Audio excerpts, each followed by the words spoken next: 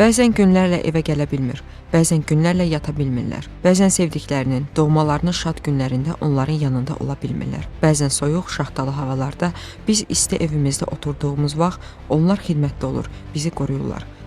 Zabit həyatı bax belə çətin və şərəfli həyatdır. Şərəfli, çətin zabit həyatını seçib vətəni üçün şəhid olan igidlərimizdən biri də baş leytenant Mirzəyev Elmar Şahinoğludur. Elmar 1995-ci il may ayının 1-də Biləsuvar rayonu Ağalıkənd kəndində anadan olmuşdu.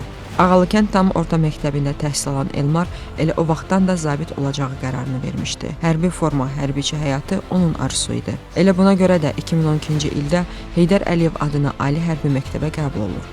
Qəbul olduğu ildən nizam-intizamı ilə, savadı ilə seçilən Elmar şərəfli zabit həyatının bütün sirlərini, döyüş taktikasını, döyüşdə müdafiə olunmağı dərindən öyrənir. Məzun olduqdan sonra leytenant rütbəsi alaraq xidmətə başlayan Elmar öyrəndiklərini öz əsgərlərinə öyrətməyə başlayır. Onun tabeliyində olan əsgərlər, komandir hər zaman bizimlə maraqlanır, bizə qayğı ilə yanaşırdı.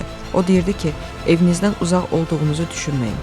Vətən torpağının hər qarışı sizin evinizdir. Nə probleminiz, nə dərdiniz olsa da mən buradayam, deyə onu xatırlayır. Elmarın dəfələrlə onlara kömək etdiyini söyləyirlər.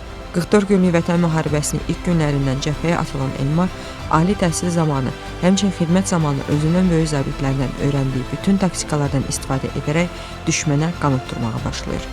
Kəlbəcər, Xocavənd, Cəbrayıl uğrunda gedən döyüşlərdən xüsusilə fərqlənən Elmar, oktyabrın 15-də Füzuli istiqamətdən gedən döyüşlər zamanı şəhadət ucalır.